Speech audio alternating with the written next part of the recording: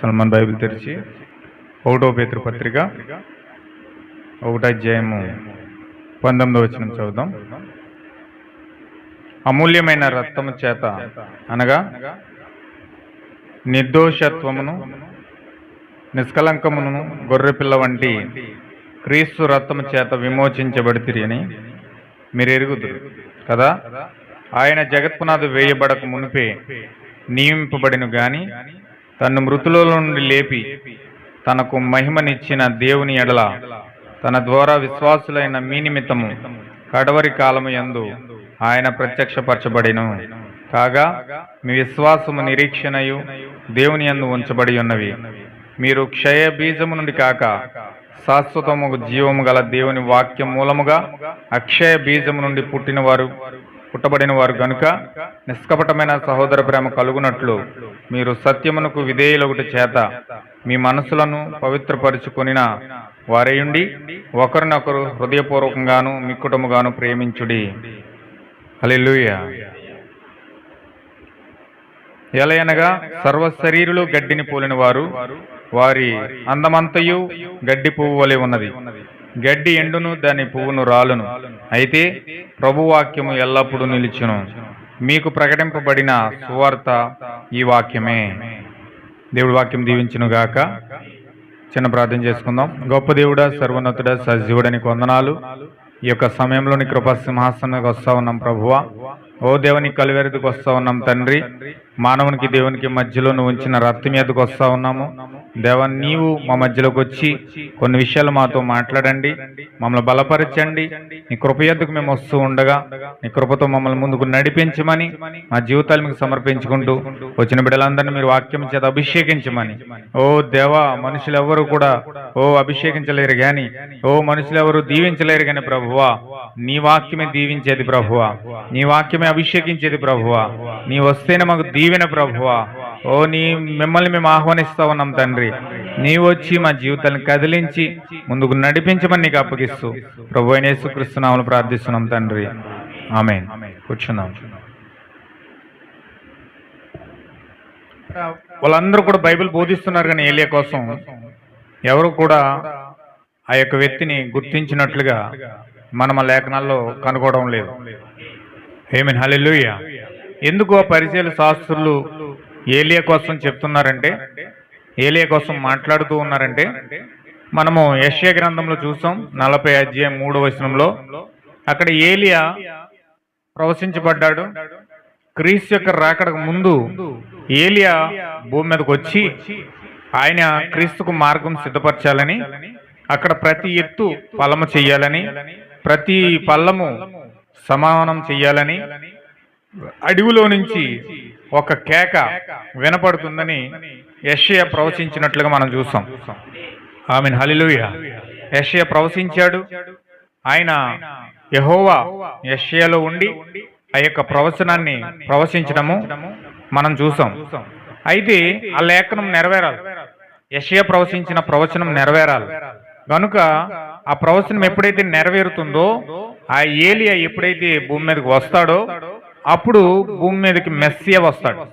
ఆ మెస్సియాను పరిచయం చేసుకోవలసిన బాధ్యత, యెహోవాకు మార్గాన్ని సిద్ధపరచవలసిన బాధ్యత ఆ అడవిలో నుంచి వచ్చుచున్న ఒక వ్యక్తి ఒక పెద్ద కేక వేసి, ఇదిగో లోక పాపం మోసుకుని పోయే దేవుని గొర్రెపిల్ల అని ఇజ్రాయేల్ ప్రజలందరికీ కూడా పరిచయం చేయవలసిన బాధ్యత ఏలియాకు దేవుడు అప్పగించాడు.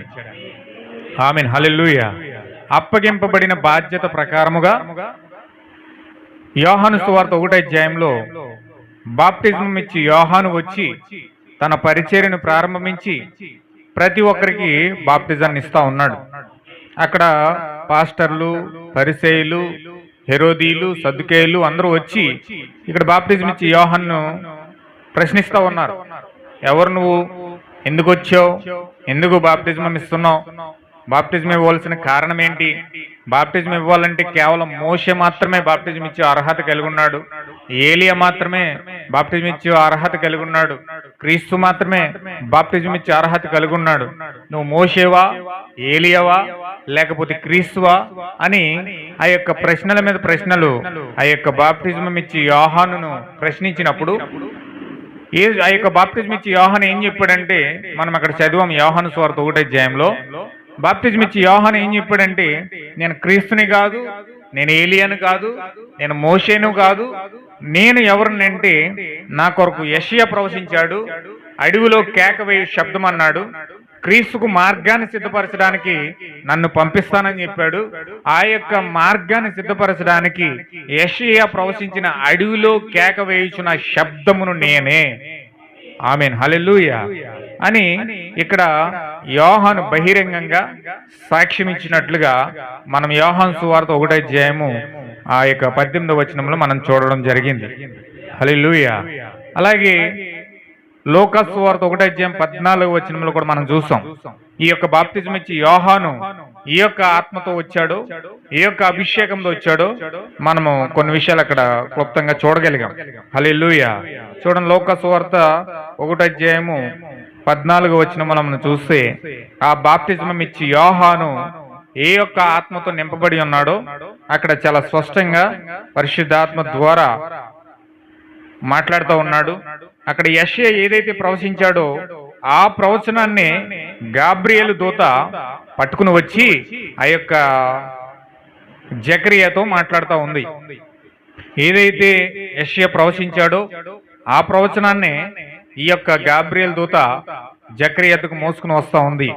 అక్కడ అవిధేయులైన ప్రజలను తిప్పడానికి, ఇజ్రాయేల్ ప్రజలందరినీ కూడా యేసుక్రీస్తు వైపు తిప్పడానికి ఆయన ఏలి యొక్క ఆత్మయు శక్తియు గలవాడే ఆయనకు ముందుగా వెళ్ళునని చెప్పి అక్కడ రాయబడి ఉంది. హల్లెలూయా. అంటే ఏలి యొక్క ఆత్మ ఎవరి మీద ఉన్నదనుకుంటే ఇప్పుడు బాప్తిజం ఇచ్చి యోహాను మీద ఉంది.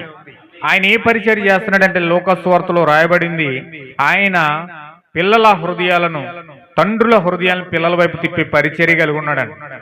ఈ బాప్తిజం ఇచ్చి యోహాను ఏ పరిచర్య కలిగి ఉన్నాడండి? తండ్రుల హృదయాలను పిల్లల వైపు త్రిప్పే పరిచర్యను కలిగి ఉన్నాడు. అక్కడ రాయబడి ఉంది లూకా సువార్తలో, తండ్రుల హృదయాలను పిల్లల వైపు తిప్పే పరిచర్య. అనగా ఆ తండ్రుల హృదయాలను పిల్లల వైపు తిప్పి అవిధేయులైన నీతిమంతుల జ్ఞానంను అనుసరించి ఆయన ఏలి యొక్క ఆత్మతో ఆ యొక్క ప్రజల మధ్యలో కదులుతాడని ఆ లూకా సువార్తలో గాబ్రియేలు దూత యోహాను పుట్టక మునిపే ఆయన యొక్క పరిచర్యను జకరియాకు వివరిస్తా ఉంది. ఆమేన్, హల్లెలూయా. ఎప్పుడైతే జకరియా ఆ యొక్క వాక్యాన్ని విన్నాడో, ఆ దూత మాటలు విన్నాడో, దాన్ని నమ్మలేకపోయాడు కనుక అతను మోగవాడైపోయాడు. దానిని నమ్మిన ఎలిజబెత్ మాత్రం గర్భవతిగా మారి యోహానుకు జన్మనిచ్చింది. హల్లెలూయా. యోహానుకు జన్మనిచ్చిన తర్వాత ఆయన చిన్నప్పుడే పరిశుద్ధాత్మ చేత అభిషేకించబడిన వాడే అరణ్యంలోనికి కొనుకోబడ్డాడు. అరణ్యంలోనికి కొనుకోబడి ఇప్పుడు ఆయన యెహోవా చేత ట్రైనింగ్ అవుతా ఉన్నాడు, దేవుని చేత ట్రైనింగ్ అవుతా ఉన్నాడు. ఆయన ఎలాంటి పరిచర్య చెయ్యాలంటే తండ్రుల హృదయాలను పిల్లల వైపు తిప్పాలి. హల్లెలూయా. దేవుని నామమునకు మహిమ కలుగును గాక. ఎంతమందికి అర్థమవుతుందండి? తండ్రుల హృదయాలను పిల్లల వైపు త్రిప్పాలి. తండ్రులు ఎవరంటే అక్కడ ఆ ధర్మశాస్త్రాన్ని పాటించే 12 మంది గోత్రకర్తలను కలిపి తండ్రులు అంటారు. వాళ్ళు ప్రపంచానికి తండ్రులయ్యారు. వాళ్ళ నుంచే గోత్రాలు వచ్చినాయి, వాళ్ళ నుంచే నక్షత్రము వచ్చింది, వాళ్ళ నుంచే గోత్రాలు వచ్చినాయి. 12 గోత్రకర్తలు ఆ యొక్క పాత నిబంధనలో మనకి ఉన్నట్లుగా మనకు కనిపిస్తూ ఉన్నారు. ఎవరో 12 మంది గోత్రకర్తలు మీరు ఒకసారి చూస్తారా? 12 మంది గోత్రాలు ఏంటి? అక్కడ ప్రకటన గ్రంథము 7వ అధ్యాయము 7వ వచనం నుంచి 4వ వచనం నుంచి చదువుదాం. మరియు ముద్రింపబడిన వారి లెక్క చెప్పగా వింటిని, ఇజ్రాయేలు గోత్రములన్నిటిలో ముద్రింపబడిన వారు 1,44,000 మంది. యూదా గోత్రంలో ముద్రింపబడిన వారు 12,000 మంది. రూబేను గోత్రంలో 12,000 మంది. గాదు గోత్రంలో 12,000 మంది. ఆషేరు గోత్రంలో 12,000 మంది. నప్తాలి గోత్రంలో 12,000 మంది. మనస్సే గోత్రంలో 12,000 మంది. సిమియోను గోత్రంలో 12,000 మంది. లేవి గోత్రంలో 12,000 మంది. ఇస్సాకారు గోత్రంలో 12,000 మంది. జెబులోను గోత్రంలో 12,000 మంది. ఏసేపు గోత్రంలో 12,000 మంది. ఇక్కడ మొత్తం ఎన్ని గోత్రాలు ఇక్కడ కనపడుతున్నాయంటే 12 గోత్రాలు కనపడుతున్నాయి. హల్లెలూయా. ఈ 12 గోత్రకర్తలే ఆది పితరుల సంఘం యొక్క తండ్రులై ఉన్నారు. హల్లెలూయా. వారిని పితరులు అంటారు.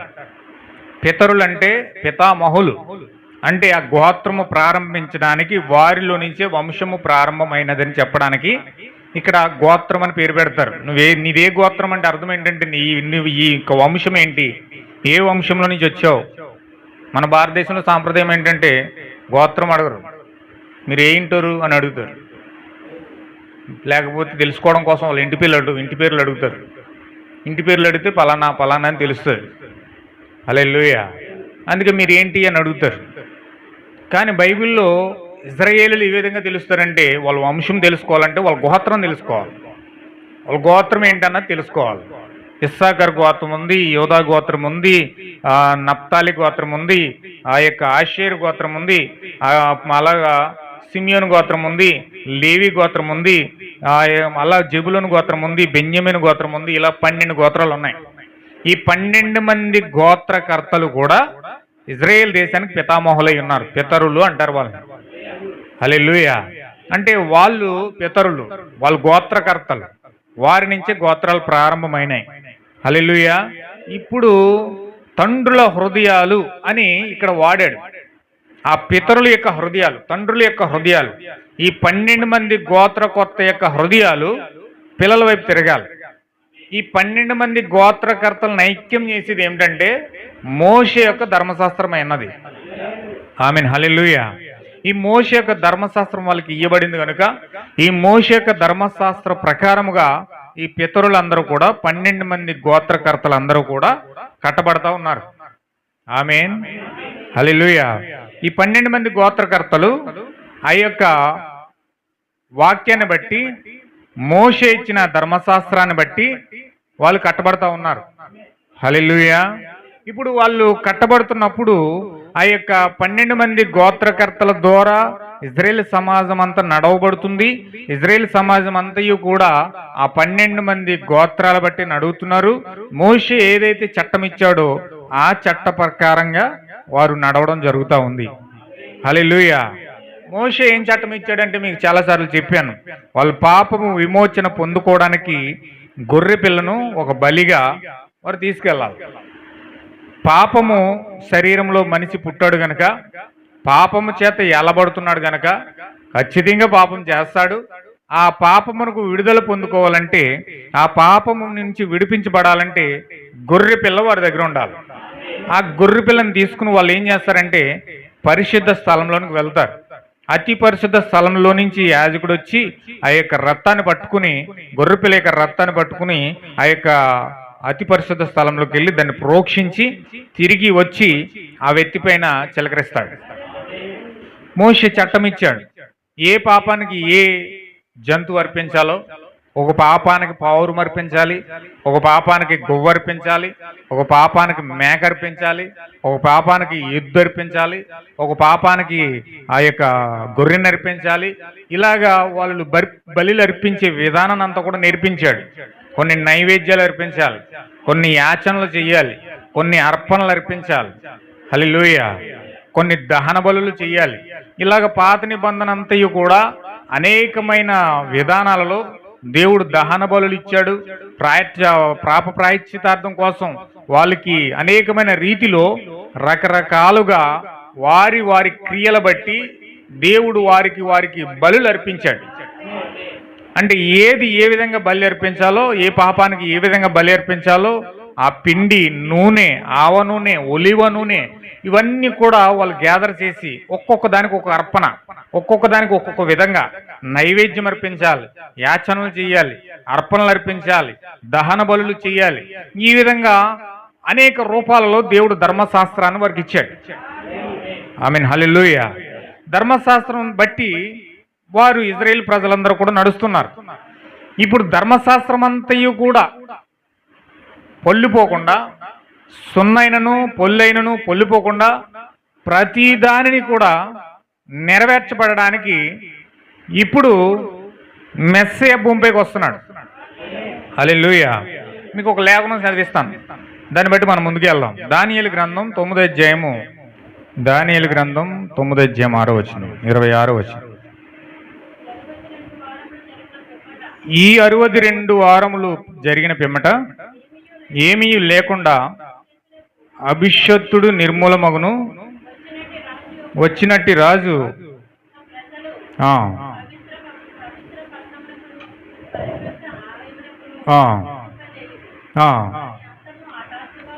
వారి ఎంత హఠాత్తుగా వచ్చును, యుద్ధకాలం అంతవరకు నాశనం జరుగు నిర్ణయింపబడిను. అతడు 1 వారము వరకు అనేకుల నిబంధన స్థిరపరచును, అర్ధవారముకు బలిని నైవేద్యమును నిలిపివేయును.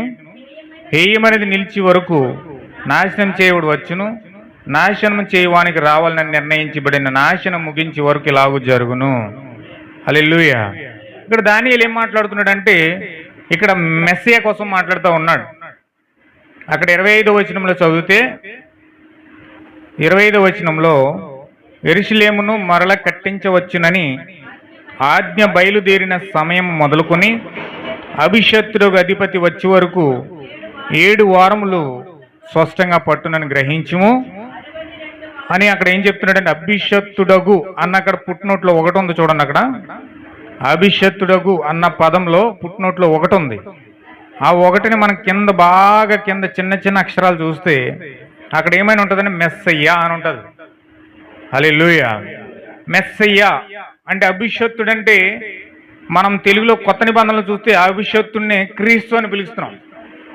యేసు క్రీస్తు అనే శబ్దానికి అర్థం ఏంటంటే, యేసు అంటే రక్షకుడని, క్రీస్తు అంటే అభిషత్తుడని అంటారు. హల్లెలూయా. ఆ అభిషత్తుడే ఇక్కడ హీబ్రూ భాషలో ఎలా పిలువబడుతున్నాడు అంటే మెస్సియాగా పిలువబడుతూ ఉన్నాడు.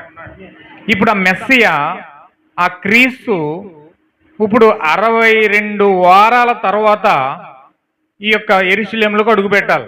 దానియేలు చెప్పిన లెక్కల ప్రకారముగా 62 వారాల తర్వాత 70 వారాలు ఇచ్చాడు. మొత్తం 70 వారాలకి 62 వారాల తర్వాత జరిగిపోయిన తర్వాత మెస్సియా యెరూషలేములోకి అడుగు పెట్టాలి.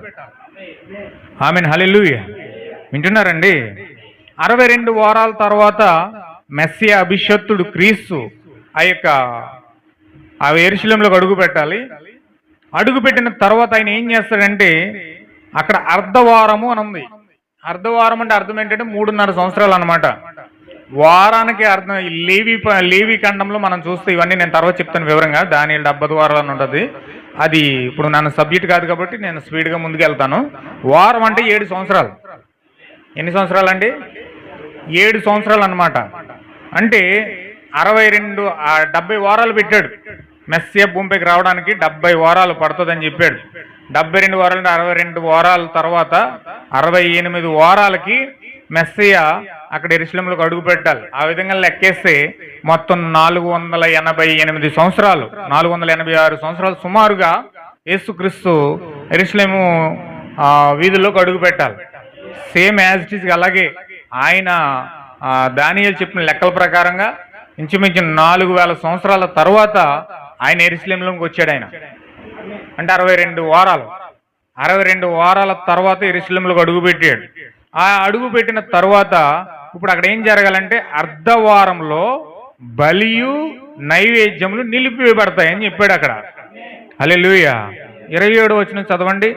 అతడు 1 వారము వరకు అనేకుల నిబంధన స్థిరపరచును, అర్ధవారమునకు బలిని నైవేద్యమును నిలిపివేయునని, హేయమైనది నిలిచే వరకు నాశనం చేయబడి వచ్చునని చెప్పేసి ఇక్కడ రాయబడి ఉంది.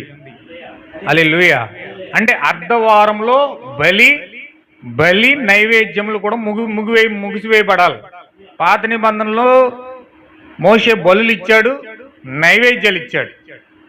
నైవేద్యము అనగా దానిని పిండితో చేస్తారు. గోధుమ పిండి, ఆవ నూనె, ఒలివ నూనె, ఆ యొక్క నూనెలు తీసుకుని, ఆ యొక్క పిండి తీసుకొని వారు ఒక రకమైన విధానంలో నైవేద్యాన్ని నడిపిస్తారు. ఆ యొక్క నైవేద్యము క్రీస్తుకు మాదిరిగా ఉన్నది. హల్లెలూయా. ఇప్పుడు ఆ నైవేద్యం ఆగిపోవాలి. బలులు, అనేక రకమైన బలులు ఇచ్చాడు మోషే. చాలా రకమైన బలులు ఉన్నాయి. ఆ బలుల్లో దహన బలి, ప్రాయశ్చిత్తార్థ బలి, శృంగనాద ధ్వని, ఇలాగా అనేకమైన బలులు మనం లేవి ఖండంలో చూస్తే అవన్నీ కనబడతాయి. చాలా రకాలైన బలులు, ఒక్కొక్క బలి ఒక్కొక్క విధానంలో చేయాలి. ఒక బలి పావురంతో చేయాలి, ఒక బలి ఆ యొక్క కోడితో చేయాలి, ఒక బలి మేకతో చేయాలి, ఒక బలి గొర్రెతో చేయాలి, ఒక బలి ఎద్దుతో చేయాలి. ఇలాగా రకరకాల బలులు ఉన్నాయి. ఈరోజు అనేక మంది బలులు బయట చేస్తున్నారు, కానీ అవన్నీ కూడా ధర్మశాస్త్రంలోనివే. అవన్నీ ధర్మశాస్త్రంలో తీసుకుని వాళ్ళు ఆ విధంగా వేరే విధంగా మలిచారు, కానీ వాస్తవంగా బలులన్నీ కూడా బైబిల్లో ఉన్నాయి. దేవుడు వాటిని ఒక్కొక్క పాపానికి ఒక్కొక్క విధంగా వాడాడు. హల్లెలూయా. అయితే ఆ బలులన్నీ ఆగిపోవాలి, ఆ నైవేద్యం అంతా ఆగిపోవాలి. ఎందుకంటే ఆ నైవేద్యం తీసుకొచ్చేవాడు యేసుక్రీస్తు అయి ఉన్నాడు. ఆ అసలైన బలిగా మారబోతున్నవాడు యేసుక్రీస్తు అయి ఉన్నాడు. ఆయన యొక్క బలితో బలులన్నీ ఆగిపోతాయి. ఆయన ఎప్పుడైతే బలి చేయబడ్డాడో సిలువలో ఆయన బలి చేశారు. ఒక గొర్రె పిల్లను కోసినట్లుగా కోశారు, ఒక భయంకరంగా కొట్టారు, రకరకాలుగా పిడిగుద్దులు గుద్దారు. ఒక వ్యక్తిని ఒక బలి ఇచ్చేటప్పుడు ఒక జంతువుని ఎలాగైతే కోస్తారో అలాగే యేసుక్రీస్తుని కలువరిలో చిత్రహింసలు పెట్టారు. ఆమేన్, హల్లెలూయా. ఎందుకంటే అది పాత నిబంధనలో పెట్టిన బలి ప్రకారంగా బలి అవ్వాలైనా, పాత నిబంధనలో పెట్టిన ప్రకారంగా ఆయన సిలువ వేయబడాలి, పాత నిబంధనలో పెట్టిన చట్టాల ప్రకారం ఆయన భయంకరంగా చనిపోవాలి. హల్లెలూయా. ఎందుకు అలా చనిపోవాలంటే ఆయనే రాసుకున్నాడు చట్టాన్ని. దేవుడే వచ్చి ఆయనే చనిపోవాలని చెప్పి దేవుడే రాసుకున్నాడు చట్టాన్ని. ఇప్పుడు ఆ చట్టము దానియేలు చెప్పబడినట్లుగా 62 వారాల తరువాత అర్ధవారంలో ఆ యొక్క బలి నైవేద్యాలు నిలిపే కాలంలో ఆయన పూర్తిగా నిర్మూలమైపోతాడు. హల్లెలూయా. అక్కడి నుంచి నాశనం చేయబడి బయలుదేరతాడు అని చెప్పేసి ఇక్కడ బైబిల్ చెప్తా ఉంది. ఆ నాశనం చేయబడి ఎవరంటే సాతానుడై ఉన్నాడు. అక్కడ ఎప్పుడైతే ఆయన బలి చేయబడ్డాడో, సంఘం ఏర్పరచబడ్డాదో, ఆ సంఘములకు ఎప్పుడైతే సాతాను ఎంటర్ చేయబడ్డాడో అప్పటి నుంచే వాడు నాశనం చేయడానికి మొదలుపెట్టాడు. హల్లెలూయా. అనేక విధాలుగా ఆ యొక్క వాక్యమును సంఘమును నాశనం చేసుకుంటూ ముందుకు వెళ్ళిపోయాడు. ఎప్పుడంటే ఆ బలి చేయబడిన తరువాత, ఆ నైవేద్యం ఆగిపోయిన తరువాత క్రీస్తుతో బలి ఆగిపోయింది, నైవేద్యం ఆగిపోయింది. అయితే ఖచ్చితంగా ఆయన చట్టాన్ని రాసుకున్నాడు. ఏ చట్టాన్ని రాసుకున్నాడంటే మీకు ఒకసారి చూపిస్తాను చూడండి. ఆది కాండం మనం తీసినట్లయితే కొంచెం లేఖనాలు మీరు తీయండి, దాన్ని మీరు మనసులో పెట్టుకోండి ఖచ్చితంగా. ఆది కాండం 1 అధ్యాయం 2 అధ్యాయము మనము 17వ వచనంలో చదివితే, ఆది కాండము 2 అధ్యాయం 17వ వచనం.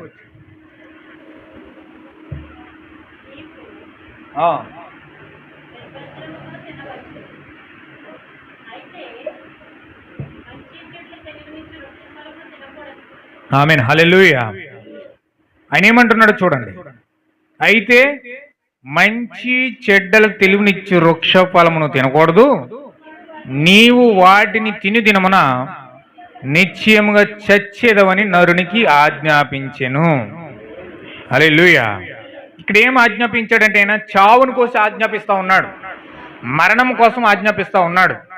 ఎప్పుడైతే మంచి చెడులు తెలివితేటనిచ్చే వృక్ష ఫలాన్ని తింటావో నిరభ్యంతరం చచ్చేదవని నరునికి ఆజ్ఞాపించాడు, ఆజ్ఞ జారీ చేశాడు, మరణాన్ని జారీ చేశాడు. అంటే ఆయన చేసిన తప్పుకి పాపానికి శిక్ష ఏంటంటే మరణం. మీకు నేను మరణాన్ని ఇస్తున్నానని చెప్పి మరణ శాసనం రాశాడు. ఏంటండి అది? మరణ శాసనం వెలువడింది. మొట్టమొదటిగా మరణం కోసం మాట్లాడి మరణ శాసనం రాసినోడు ఎవరంటే ప్రభువైన యెహోవా ఉన్నాడు. ఇప్పుడు ఆయన మరణ శాసనం రాసి నరునకు అతను దేవుడు మరణ శాసనం ఇచ్చాడు. అందుకే ఆయన శాసనం రాశాడు కాబట్టి భూమి మీద ప్రతి వ్యక్తి కూడా చచ్చిపోవాలి. పుట్టినోడు ఖచ్చితంగా చావాలి. చావు లేకుండా ఏ మనిషి లేడు. ప్రతి మనిషి కూడా చచ్చిపోవాలి. ఎందుకంటే చావు రాసిచ్చాడు, శాసనం రాశాడు దేవుడు. అది చట్టసభల్లో శాసనాన్ని ఎలాగైతే చేస్తారో, శాసనాలు నిబంధనలు ఎలాగైతే చేస్తారో అలాగే ఇక్కడ దేవుడు శాసనం రాశాడు, మరణ శాసనాన్ని రాశాడు. మరణ శాసనం రాసిన ఆ దేవుడే ఇప్పుడు ఏం చెప్తున్నాడంటే హెబ్రీ పత్రికలో మనం తీసినట్లయితే హెబ్రీ పత్రిక 9:16 మరణ శాసనం ఎక్కడ ఉండునో అక్కడ మరణ శాసనం రాసిన వాని మరణము అవశ్యం. ఆ మరణ శాసనము రాసిన వాడు మరణము పొందితేనే అది చెల్లుతుంది. అది రాసిన వాడు జీవించుచుండగా అది ఎప్పుడైనను చెల్లునా అని చెప్పి ఆయనే ఇక్కడ దాన్ని పూర్తి క్లారిటీ ఇస్తా ఉన్నాడు. దేవునికి మహిమ కలుగును గాక. మరణ శాసనం రాసుకున్నదే ఆయనే, సావడానికి సిద్ధపడింది కూడా ఆయనే. ఎందుకంటే ఇక్కడ మరణ శాసనం రాసుకున్న వాడే చచ్చిపోవాలి. ఆమీన్, హల్లెలూయా. మరణ శాసనం రాసుకున్నవాడే చచ్చిపోవాలి. ఎవరు రాశారు మరణ శాసనం? ఏదైనా తోటలో మొట్టమొదటిగా ఆదాముతో మాట్లాడేటప్పుడు ఆయన మరణ శాసనం రాశాడు. ఈ ఫలము తిను దినమున నిశ్చయముగా చచ్చేదవన్నారని ఆజ్ఞాపించాడు. ఇప్పుడు ఆ మరణ శాసనం రాసినోడు, ఆ మరణ శాసనం శాసించినోడు చచ్చిపోవాలి వచ్చి. ఒకవేళ అతను సావకుండా అతను బ్రతికే ఉంటే ఆ యొక్క మాటకు వాల్యూ లేదు, ఆ మాటకు అర్థం లేదు, అది చెల్లదా మాట. ఏదైతే పలికాడో ఆ పలకబడిన మాట వచ్చి ఆయన నెరవేరుస్తేనే గాని, ఆయన అనుభవపూర్వకంగా ఆ ఆజ్ఞను నెరవేరుస్తేనే గాని, అందులోకి అడుగు పెడితేనే గాని ఆ వ్యక్తి యొక్క ఆ శాసనం అనేది చెల్లదు. దేవునికి మహిమ కలుగును గాక. శాసనం చెల్లాలి అంటే అక్కడ క్రియారూపం దాల్చాలి. ఏదైనా మాట పలికితే సరిపోదు. ఏదైనా మాట పలికితే ఆ పలకబడిన మాట ఎప్పుడైనా సరే అది క్రియారూపంలోకి దారుస్తుంది. ఎప్పుడైతే క్రియారూపంలోకి వస్తుందో అప్పుడు అది చెల్లుతుంది. ఒకవేళ అది చెల్లకపోతే, క్రియ చేయకపోతే అది చెల్లదు. దేవునికి మహిమ కలుగును గాక. అందుకే మరణ శాసనం రాసినోడు దేవుడు. మరణ శాసనం రాసినోడు దేవుడు గనక ఆ శాసనాన్ని ఆయనే రాసుకుని ఆయన భూమి మీదకి వచ్చి మొట్టమొదటిగా కల్వరిలో యాగమై ఆయనకి ఆయన దెబ్బలు తింటూ, ఆయనకి ఆయన పిడుగుద్దులు తింటూ, ఆయన రకరకాలుగా హింసించబడుతూ ఆ కల్వరి శిలువలో యాగమైపోయాడు. దేవునికి మహిమ కలుగును గాక. వింటున్నారండి? అర్థమవుతుంది కదా? దేవునికి మహిమ కలుగును గాక. ఇప్పుడు ఈ విషయాలన్నీ దేవుడు ఆ యొక్క గొర్రె పిల్లగా దిగి వచ్చి ఆ యొక్క మరణ శాసనం రాసుకున్నాడు కనుక ఆ మరణ శాసనం అర్ధవారంలో జరగాలి. అర్ధవారం అంటే ఎంతండి? 3.5 సంవత్సరాలు. అర్ధవారం అంటే ఎంతండి? వారం అంటే 7 సంవత్సరాలు. 7 సంవత్సరాలు సగం ఎంత? 3.5 సంవత్సరాలు. అర్ధవారంలో ఆయన సేవ కంప్లీట్ చేయాలి. దానియేలు ప్రవచించాడు అలాగా. ఆయన దానియేలు ప్రవచించాడు గనక యేసుక్రీస్తు భూమి మీదకి వచ్చి 30 సంవత్సరాలు బ్రతికి ఆ అర్ధవారంలో 3.5 సంవత్సరాల కాలంలోనే ఆయన సేవను కంప్లీట్ చేసేసాడు. దేవుడు ముందుగానే ప్రవచించాడు ఆయన సేవ ఎంతకాలం చెయ్యాలి అని. దావీదు చెప్పాడు, దానియేలు చెప్పాడు. ఆయన సేవ చేయవలసిన కాలం ఎంత అంటే 3.5 సంవత్సరాలు మాత్రమే, అర్ధవారం మాత్రమే చెయ్యాలి. ఈ అర్ధవారంలోనే ఆయన సేవ కంప్లీట్ అయిపోవాలి. చెప్పింది చెప్పబడినట్లుగా ఆ 3.5 సంవత్సరాల కాలంలోనే ధర్మశాస్త్రాన్ని అంతయు కూడా మొత్తం నెరవేర్చేసాడు. ఆ బలులన్నీ ఆయనలో నెరవేరిపోయినాయి. ఆ నైవేద్యం అంతయు కూడా ఆయనలో నెరవేరిపోయింది. అంటే ఆయన పుష్కలంగా మొత్తం ధర్మశాస్త్రం అంతయు కూడా సున్నా అయినను పొల్లైనను పొల్లిపోకుండా కంప్లీట్గా ధర్మశాస్త్రాన్ని నెరవేర్చాడు ఆయన. ఆమీన్, హల్లెలూయా. వింటున్నారండి? ఇప్పుడు ఆయన అర్ధవారంలో పరిపూర్ణంగా జరిగించబడిన ఆ కార్యాన్ని బట్టి ఇక్కడ ఆ యొక్క ఏలియా వచ్చి ఆ యొక్క బలులు నైవేద్యాలు ఎవరి జీవితంలో జరిగినాయో, ఎందుకు జరిగినాయో ఈ విషయాలన్నీ బయలుపరచబడకుండా ఏలియా వచ్చి ఏ విధంగా నైవేద్యాన్ని అర్పిస్తాడో, ఆ బలులు అర్పిస్తాడో, ఆ కార్యాలన్నీ ఏ విధంగా క్రీస్తులో నెరవేర్చబడుతున్నాయో, ధర్మశాస్త్రం అంతయు కూడా క్రీస్తులో ఏ విధంగా నెరవేర్చబడుతుందో ఆ యొక్క సాదృశ్య రూపంలో అన్ని కూడా చూపించేవాడు ఎవరంటే ఏలియా ఉన్నాడు. ఆమీన్, హల్లెలూయా. ఇప్పుడు మందసం అంటే ఏమై ఉంది, ఆ యొక్క రొట్టెల బల్ల అంటే ఏమై ఉంది, ఇవన్నీ కూడా హెబ్రీ పత్రికలు మనం చూస్తూ ఉన్నాం. ఒకసారి హెబ్రీ పత్రిక తీయండి. చాలా విషయాలు మీతో పంచుకోవాలనుకుంటా ఉన్నాను. కొంచెం జాగ్రత్తగా మీరు ఫాలో అవ్వండి. హెబ్రీ పత్రిక 9వ అధ్యాయం మనం మొదటి నుంచి చదువుదాం. మొదటి నిబంధనకైతే సేవా నియమాలు ఈ లోక సంబంధమైన పరిశుద్ధ స్థలము ఉండెను. ఇక్కడ చూడండి, అవన్నీ కూడా పౌలు గారు చాలా క్లుప్తంగా మాట్లాడుతూ ఉన్నాడు. అవన్నీ చాలా క్లియర్గా మాట్లాడుతూ ఉన్నాడు. మీరు ఆ అధ్యాయం మీరు అర్థం చేసుకుంటే చాలా విషయాలు మీకు ఇక్కడ బయలుపరచబడతాయి. మొదటి నిబంధనకైతే సేవా నియమములు ఈ లోక సంబంధమైన పరిశుద్ధ స్థలము ఉన్నాయి. ఏలయనగా మొదట ఒక గుడారం ఏర్పరచబడెను, అది మోషే ఏర్పాటు చేశాడు. అందులో దీపస్తంభమును బల్లయు దాని మీద ఉంచబడిన రొట్టెలను ఉన్నాయి. దానికి పరిశుద్ధ స్థలం అని పేరు పెట్టారు. రెండో తెరకు అవతల అతి పరిశుద్ధ స్థలం ఉంది, అది గుడారము. 3 గుడారాలు మొత్తం. ఈ మొదటి గుడారమేమో ఆవరణం, రెండో గుడారమేమో పరిశుద్ధ స్థలం, మూడవ గుడారమేమో అతి పరిశుద్ధ స్థలం. ఈ 3 గుడారాలు ఉన్నాయి. ఆ 3 గుడారాల్లో కూడా దీపస్తంభాలు ఉన్నాయి, బల్ల ఉంది, దాని మీద ఉంచబడిన రొట్టెలు ఉన్నాయి బల్ల మీద. దానికి పరిశుద్ధ స్థలం అని పేరు. రెండో తెరకు అవతల అతి పరిశుద్ధ స్థలం ఉంది, ఆ గుడారము. అందులో సువర్ణ దీపత్తు ఉంది. అవతల బంగారు రేగుతో తాపబడిన నిబంధన మందసం ఉంది. ఎక్కడ? అతి పరిశుద్ధ స్థలంలో ఉంది. ఇది అతి పరిశుద్ధ స్థలంలో నిబంధన మందసం ఉంది, సువర్ణ దీపత్తు ఉంది. ఆమేన్, హల్లెలూయా. వింటున్నారా? ఆ మందసంలో మన్నగల బంగారు పాత్రలున్నాయి, చిగురించిన అహరోను చేతి కర్ర ఉంది, నిబంధన పలకలున్నాయి, దానిపైన కరుణాపీఠం ఉంది. హల్లెలూయా. ఆ కమ్ములు కొనుచున్న మహిమ గల కరుణాపీఠం పైన ఆ కమ్ము కొనుచున్న మహిమ గల కెరూబులు ఉన్నాయి. వీటిని గూర్చి ఇప్పుడు వివరముగా చెప్పబడవలదు అని పౌలు గారు అంటున్నాడు. అంటే వీటన్నిటిని వివరించాలంటే పౌలు గారు కూడా వివరించడానికి కుదరదు అంటున్నాడు. ఎందుకంటే ఇదంతా వివరించేవాడు ఎవరంటే చివరి కాలంలో వచ్చి ఏలియా వివరించాలి, అది ఆయన పరిచర్య కాదు. అందుకే ఇవన్నీ కూడా నేను వివరించలేను, వివరించబడవలదు అంటున్నాడు. అవన్నీ కూడా ఒక సాదృశ్య రూపంలో ఉన్నాయి. అతి పరిశుద్ధ స్థలంలో కొన్ని వస్తువులు ఉన్నాయి, అతి పరిశుద్ధ స్థలంలో కొన్ని వస్తువులు ఉన్నాయి. హల్లెలూయా. ఏమని వింటున్నారా? లాస్ట్ వీక్లో మీకు చాలా విషయాలు చెప్పాను.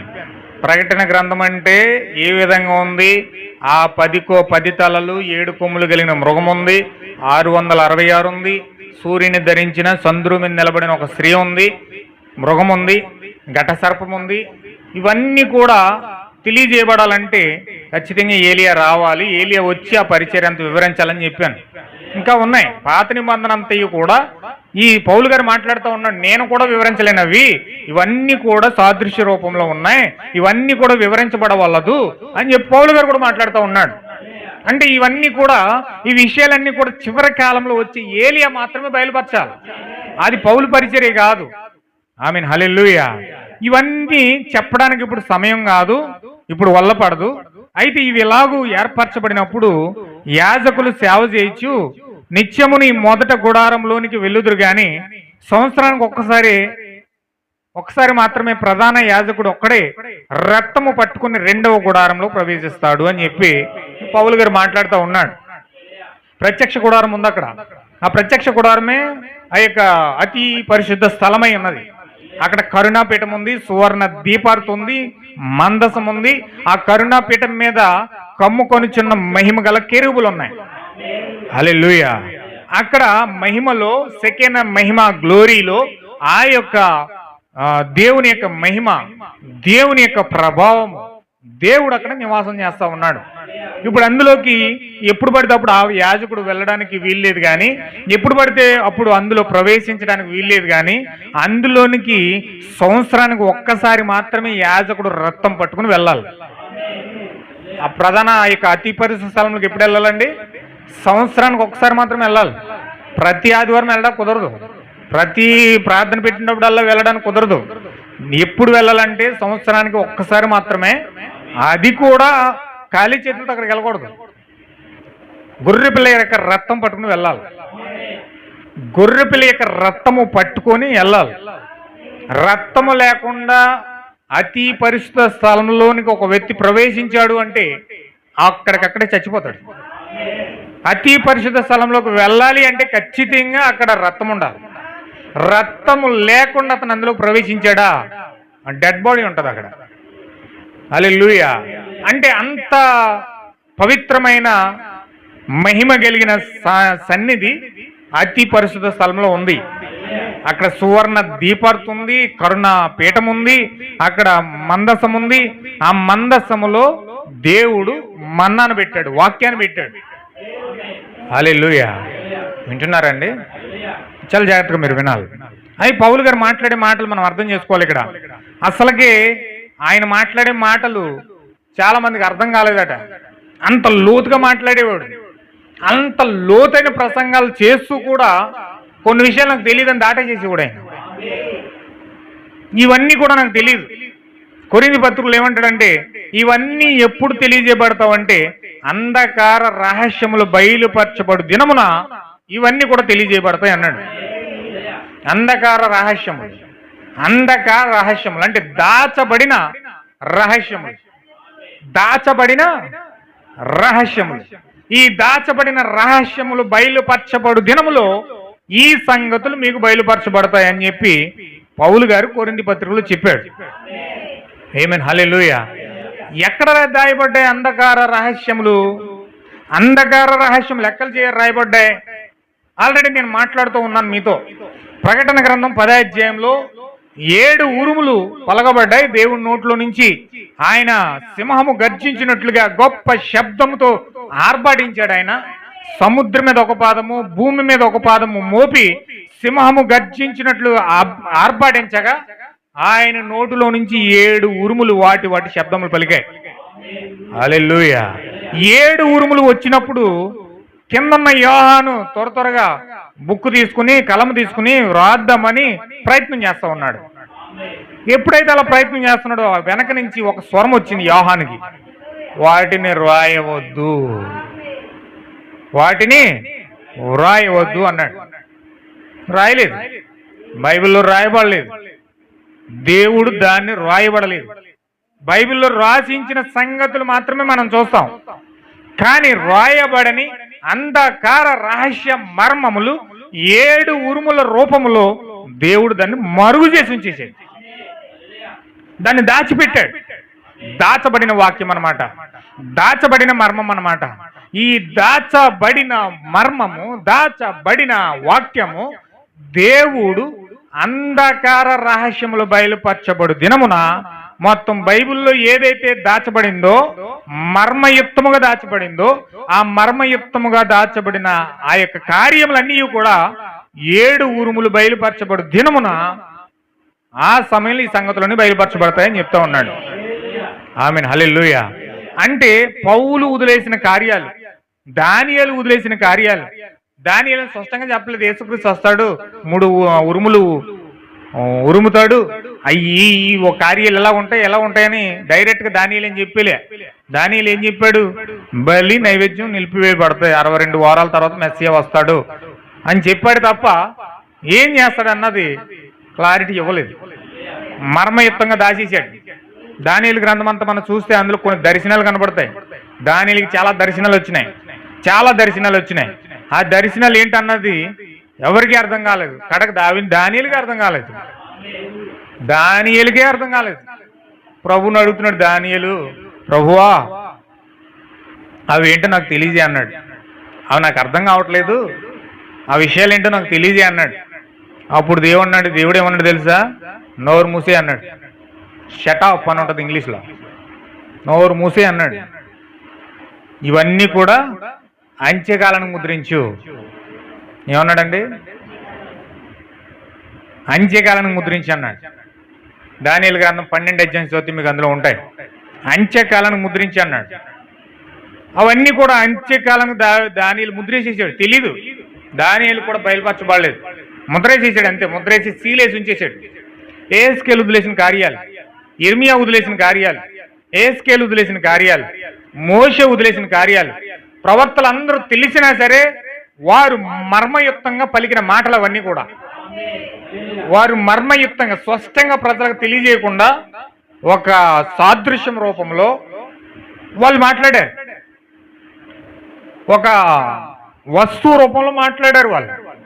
ఇప్పుడు అవన్నీ తేటతలం చేయబడాలి, అవన్నీ కూడా బయలుపరచబడాలి, అవన్నీ కూడా ప్రత్యక్షపరచబడాలి, జనులకు అవన్నీ క్లారిటీగా తెలియజేయబడాలి. వాటి వివరణ కావాలి. ఆ వివరణ కావాలి అంటే అక్కడ ఏం చేయాలంటే, ఇక్కడ హెబ్రీ పత్రికలో దేవుడు మాట్లాడుతూ ఉన్నాడు. మనం ఆ గ్రంథాన్ని చూస్తే సంవత్సరానికి ఒక్కసారి మాత్రమే ప్రధాన యాజకుడు ఆ యొక్క రథం పట్టుకుని రెండవ గుడారంలో ప్రవేశిస్తాడు. ఆ యొక్క రక్తము తన కొరకు, ప్రజల అజ్ఞాన కృత్యముల కొరకును అతడు అర్పిస్తాడు. దీనిని బట్టి ఆ మొదటి గుడారము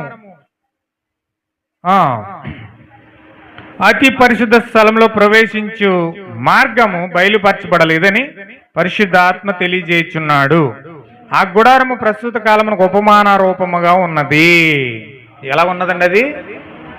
ఉపమానం, ఒక సాదృశ్య రూపంలో, ఒక ఉపమాన రూపంలో ఉంది. యెరూషలేము మందిరము, ఆ ప్రత్యక్ష గుడారము, అది నిజమైన మందిరం కాదు కానీ, నిజమైన దేవాలయం కాదు కానీ, అది దేవుని వాక్యానికి ఒక సాదృశ్య రూపంలో, ఉపమాన రూపంలో ఉంది. ఆ ఉపమానాన్ని బట్టి మనస్సాక్షి విషయంలో ఆరాధికునికి సంపూర్ణ సిద్ధి కలుగు చేయ వరకు అర్పణలను, బలులను అర్పించబడి ఉన్నవి. ఇవి దిద్దు కాలం వరకు, జరుగు కాలం వచ్చే వరకు విధింపబడి అన్నపానములతో నానా విధములైన ప్రక్షాళనతోనూ సంబంధించిన శరీరాచారాలు మాత్రమే. చాలా క్లియర్ గా పౌలు గారు మాట్లాడేది చూడండి విషయాలన్నీ. ఇవన్నీ కూడా ఏంటండి? శరీరాచారాలు మాత్రమే. అయితే క్రీస్తు రాబోచున్న మేలుల విషయమై ప్రధాన యాజకుడు వచ్చి తానే నిత్యమైన విమోచన సంపాదించి హస్తకృత్యము కానిని, అనగా ఈ సృష్టి సంబంధము కానిది మరి ఘనమైనది పరిపూర్ణమైన గుడారము ద్వారా మేకల యొక్క, కోడిల యొక్క రక్తముతో కాక తన స్వరక్తముతో ఒక్కసారి పరిశుద్ధ స్థలంలో ప్రవేశించెను. ఆమేన్, హల్లెలూయా. చూడండి, మామూలు భౌతికమైన యాజకుడైతే ఎవరో గొర్రెపిల్లని తీసుకొస్తారు. ఆ గొర్రెపిల్లని రక్తం కోసి పళ్ళెంలో పట్టుకుని, ఆ రక్తాన్ని పట్టుకుని పరిశుద్ధ స్థలంలో, అతి పరిశుద్ధ స్థలంలో అడుగు పెడతాడు. హల్లెలూయా. తన రక్తం పట్టిన కాకుండా ఎవరో తీసుకొచ్చిన రక్తాన్ని పట్టుకుని ఆయన యొక్క అతి పరిశుద్ధ స్థలంలో అడుగు పెడతాడు. కానీ క్రీస్తు అయితే గొప్ప ప్రధాన యాజకుడుగా ఆయనే వచ్చి ఆయన యొక్క సొంత రక్తాన్ని పట్టుకుని పరిశుద్ధ స్థలంలో ప్రవేశిస్తా ఉన్నాడు. ఆయన రక్తం పట్టుకుని. పాత నిబంధనలో ఏ ప్రధాన యాజకుడు కూడా తన సొంత రక్తాన్ని పట్టుకుని ఆ యొక్క అతి పరిశుద్ధ స్థలంలో ప్రవేశించలేదు. కానీ అసలైన ప్రధాన యాజకుడు, మొట్టమొదటి ఆత్మ సంబంధమైన ప్రధాన యాజకుడు తన సొంత రక్తాన్ని పట్టుకుని ఆ యొక్క అతి పరిశుద్ధ స్థలంలో ప్రవేశించాడు. హల్లెలూయా. ఇదంతా కూడా మాట్లాడుతూ, ఇక్కడంతా కూడా మాట్లాడుతూ, ఇవన్నీ కూడా పౌలు గారు మాట్లాడుతూ ఉన్నాడు. ఇవన్నీ ఒక ఉపమాన రీతిలో, సాదృశ్యమైన రీతిలో ఉన్నాయి. ఆ యొక్క దూపార్తి కానీ, కరుణాపీఠము కానీ, ఆ యొక్క మందసము కానీ, ఆ యొక్క కరుణాపీఠం మీద కమ్ముకొని ఉన్న మహిమ గల కెరూబులు కానీ, ఆ దీపవృక్షము కానీ, ఆ యొక్క రొట్టెల బల్ల కానీ, అవన్నీ కూడా ఒక సాదృశ్య రూపంలో కనబడతా ఉన్నాయి. ఇవన్నీ కూడా దీపవృక్షం అంటే మనం చెప్పాం ఆల్రెడీ. సంఘకాలంలో ఈ యొక్క దీపవృక్షం అక్కడ ఎందుకు పెట్టారంటే అవి సంఘకాలాలు. ఇవాళ ఏలియా మన మధ్యకి వచ్చాడు కాబట్టి అది సంఘకాలాలని తెలిసింది. సంఘకాలాల్లో ఏం జరగబోతుందో తెలియజేయడానికి దేవుడు యెరూషలేము దేవాలయంలో దీపవృక్షాన్ని పెట్టాడు. ఆ 7 కలసలు కలిగిన దీపవృక్షము అక్కడ పెట్టడం జరిగింది. హల్లెలూయా. అక్కడ రొట్టెల బల్ల ఉంది, అక్కడ కరుణాపీఠం ఉంది, అక్కడ మందసం ఉంది, అక్కడ ఆ యొక్క పాత్రలన్నీ ఉన్నాయి. నిబంధన మందసం ఉన్నది అక్కడ, రొట్టెల బల్ల ఉన్నది అక్కడ, సువర్ణ దీపార్తి ఉంది అక్కడ, బంగారు రేకులతో తాపబడిన నిబంధన మందసం ఉన్నది అక్కడ, కరుణాపీఠం మీద కమ్ముచున్న మహిమ గల కెరూబులు ఉన్నాయి అక్కడ. ఇవన్నీ కూడా అక్కడ ఒక సాదృశ్య రూపంలో పెట్టబడ్డాయి. మనమంటే అక్కడ ఎలాగైతే ఉన్నదో అలా బొమ్మలు గీసి ఓ బొమ్మల రూపంలో చూపించేయచ్చు, కానీ దాని అర్థం ఏం తెలుస్తుంది? అది బైబిల్లో ఎలా రాయబడింది అలా బొమ్మల రూపంలో మందసం ఎక్కడ ఉంది, రొట్టెల బల్ల అక్కడ ఉంది, దీపవృక్షం ఎక్కడ ఉంది, కరుణాపీఠం అక్కడ ఉంది, ఆ యొక్క మందసం ఎక్కడ ఉంది అని చెప్పి ఒక దేవాలయం గీసి ఆ దేవాలయంలో ఏ పాత్ర అక్కడ ఉందో మొత్తం అన్ని పెట్టేసి ఒక చిత్రం అయితే గీసేసి ప్రజలకు వివరించవచ్చు. కానీ అసలు చిత్రం ఏంటి, ఆ మందసం ఎందుకు పెట్టాడు, ఆ దీపవృక్షం ఎందుకు పెట్టాడు, ఆ కలశాలు ఎందుకు పెట్టాడు, ఆ యొక్క నిబంధన మందసం ఎందుకు పెట్టాడు, ఆ కరుణాపీఠం ఎందుకు పెట్టాడు, ఆ యొక్క కరుణాపీఠం మీద కమ్ముకొనిచిన మహిమ గల కెరూబులు ఎందుకు ఉన్నాయి, అవన్నీ కూడా వివరణంగా విపులూకరంగా ప్రజలకు తెలియజేయడానికి, ఆ మర్మలన్నీ కూడా విప్పడానికి, ఆ మార్గాన్ని సిద్ధపరచడానికి ఈ యొక్క వస్తువుల యొక్క రూపకల్పన యొక్క పూర్తి వివరణ ఎవరంటే క్రీస్తు అయి ఉన్నాడు. హల్లెలూయా. ఏమంటున్నాడంటే అక్కడ పౌలు గారు 11వ వచనంలో 9వ అధ్యాయం 11వ వచనంలో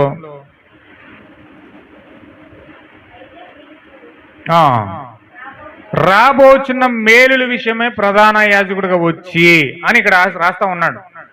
అయితే క్రీస్తు రాబోచున్న మేలుల విషయమై, హల్లెలూయా, అంటే ఈ ధర్మశాస్త్రం అంతయు కూడా నెరవేర్చడానికి వచ్చే పరిపూర్ణ మనిషి ఎవరంటే ప్రభువైన యేసుక్రీస్తు అయి ఉన్నాడు.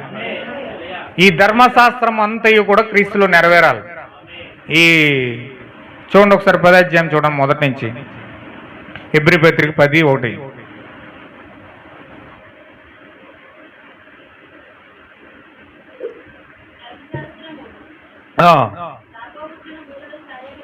రాబోచున్న మేలుల ఛాయగలదియే గాని ఆ వస్తువుల నిజ స్వరూపము కలది కాదు. గనుక ఆ యాజకుడు ఏటేటా ఎడతెగకుండా అర్పించుచు ఒక్కటే విధమైన బలులు వాటిని తెచ్చు వారికి ఎల్లప్పుడూ సంపూర్ణ సిద్ధి కలుగా చేయ నేరవు. ఆమేన్. హల్లెలూయా.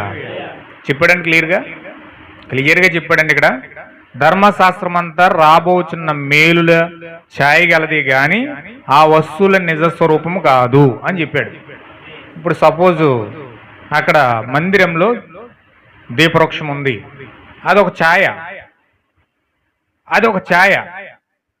కానీ అది నిజ స్వరూపం కాదు. ఆ దేవాలయంలో కరుణాపీఠం ఉంది, కానీ అదొక ఛాయ, అది నిజ స్వరూపం కాదు. ఆ దేవాలయంలో నిబంధన పలకలతో నిండిన మందసం ఉంది, కానీ అదొక ఛాయ, అది నిజ స్వరూపం కాదు. తర్వాత ఆ మందిరంలో సువర్ణ దీపార్తి ఉంది, అది నిజ స్వరూపం కాదు, ఒక ఛాయ మాత్రమే. అంటే వస్తువులన్నీ అక్కడ ఒక ఛాయ రూపంలో పెట్టబడ్డాయి, అవన్నీ నిజ స్వరూపాలు కావు. ఈ అసలైన కరుణాపీఠం ఎవరంటే ప్రభువైన యేసుక్రీస్తు అయి ఉన్నాడు. ఈ అసలైన సువర్ణ దీపార్తి ఎవరంటే ప్రభువైన యేసుక్రీస్తు అయి ఉన్నాడు. అసలైన దీపవృక్షం ఎవరంటే ప్రభువైన యేసుక్రీస్తు అయి ఉన్నాడు. హల్లెలూయా. ఈ అసలైన ఆ కరుణాపీఠం ఎవరంటే ఆ యొక్క మేఘము షెకెన గ్లోరీ ఎవరంటే ప్రభువైన యేసుక్రీస్తు అయి ఉన్నాడు. అంటే ఇవన్నిటిని చూపించేది ఎవరంటే ప్రభువైన యేసుక్రీస్తు అయి ఉన్నాడు. ఆ రొట్టెల బల్ల యేసుక్రీస్తు అయి ఉన్నాడు. ఇప్పుడు ఆ యొక్క విషయాలన్నీ కూడా క్రీస్తులో గుప్తమై ఉన్నాయి కనుక క్రీస్తు వచ్చి ఈ యొక్క కరుణాపీఠం ఎందుకు పెట్టబడిందో ఈయన రుజువు చేయాలి. ఈ యొక్క రొట్టెల బల్ల ఎందుకు పెట్టబడిందో ఈయన రుజువు చేయాలి. ఈ యొక్క కరుణాపీఠం ఎందుకు పెట్టబడిందో ఈయన రుజువు చేయాలి. ఆ యొక్క మందసం ఎందుకు పెట్టబడిందో క్రీస్తు రుజువు చేయాలి. హల్లెలూయా. ఇవన్నీ కూడా కరుణాపీఠముగా, మందసముగా, సువర్ణ దీపార్తిగా, దీపవృక్షముగా, ఇవన్నీ కూడా పాత్రలన్నీ కూడా యేసుక్రీస్తు ఒక్కొక్కటిగా బయలుపరచబడాలి. హల్లెలూయా. అప్పుడు మాత్రమే క్రీస్తు పరిపూర్ణుడు అవుతాడు. సంపూర్ణమైన క్రీస్తు ఎప్పుడు అవుతాడంటే ధర్మశాస్త్రం అంతా నెరవేర్చబడినప్పుడు. అవి నెరవేర్చబడినప్పుడు ఈయన కరుణాపీఠము, ఈయనే అసలైన కరుణాపీఠం, ఈయనే అసలైన దోపార్తి, ఈయన అసలైన దీపవృక్షము, ఈయనే అసలైన రొట్టెల బల్ల అని ఎప్పుడైతే గుర్తించడానికి, దాన్ని వివరణ ఇవ్వడానికి మధ్యలో ఒక వ్యక్తిని వాడుకుంటూ ఉన్నాడు దేవుడు. వింటున్నారండి? అర్థమవుతుంది కదా మీకు? క్రీస్తు సువర్ణ దీపార్తి అయి ఉన్నాడు. క్రీస్తు దీపవృక్షమై ఉన్నాడు, క్రీస్తు కరుణాపీఠమై ఉన్నాడు, షెకేన మహిమై ఉన్నాడు, క్రీస్తు ఆ యొక్క నిబంధన మందసమై ఉన్నాడు. ఇప్పుడు ఆ నిబంధన మందసము ధర్మశాస్త్రంలో మందిరంలో ఒక సాదృశ్యముగా ఛాయగా పెట్టబడి ఉంది. అరే అది నిబంధన మందసం ఒక ఛాయ, నిజ స్వరూపం క్రీస్తులో ఉంది. ఆ మందసంలో వాక్యం ఎలా పెడతామో ఇప్పుడు క్రీస్తులో నిజమైన వాక్యం ఉన్నది. ఆ వాక్యం ఏమిటంటే ఇదిగో రూపాంతర కొండ మీద రూపాంతరపరచబడుతున్నప్పుడు ఆ పట్టాభిషేకముతో కూడిన వాక్యము క్రీస్తులోకి ఏ విధంగా వస్తుందో చూపించాలి అంటే అక్కడ ఒక వ్యక్తి కావాలి. ఆ బంధసాన్ని చూపించాలి, ఆ కరుణా పీఠాన్ని చూపించాలి, ఆ యొక్క ఇత్తడి బల్ల చూపించాలి, ఆ యొక్క రొట్టెల బల్ల చూపించాలి. ఇవన్నీ కూడా చూపించడానికి దేవుడు ఒక వ్యక్తిని వాడుకుంటా ఉన్నాడు. ఆ రాకడంటే ఏంటి? దేవుని యొక్క రాకడ, దేవుని యొక్క పరిపూర్ణ స్వారూప్యంలో ఆయన యొక్క జీవితంలో, ఆయన యొక్క హృదయంలో ఇవన్నీ ఉన్నాయి. కరుణాపీఠం ఉంది, నా యొక్క దీపవృక్షం ఉంది, తర్వాత ఆయనలో నిబంధన మందసం ఉన్నది, ఆయనలో రొట్టెల బల్లన్నది. ఇవన్నీ కూడా కలిపితే ఆయన అయి ఉన్నాడు. మందిరమే ఆయన. ఏమన్నాడండి ఆయన? ఏమన్నాడు? ఈ మందిరాన్ని పడగొట్టండి, నేను 3 రోజుల్లో లేపెత్తాను అన్నాడు. వాళ్ళకి అర్థం కాలేదు ఆయన ఏ మందిరం కోసం మాట్లాడుతున్నాడు. వాళ్ళు అనుకున్నారు మా సొలొమోన్ రాజు 39 సంవత్సరాలు కష్టపడి కట్టాడు దీన్ని, ఈయన పిచ్చోలాగా ఉన్నాడు 3 రోజుల్లో కట్టేస్తాడు అనుకుంటున్నాడు అని అనుకున్నారు వాళ్ళు. అలాగే గేలు చేశారు కూడా, అలాగే గేలు చేశారు, అపహాస్యం చేశారు.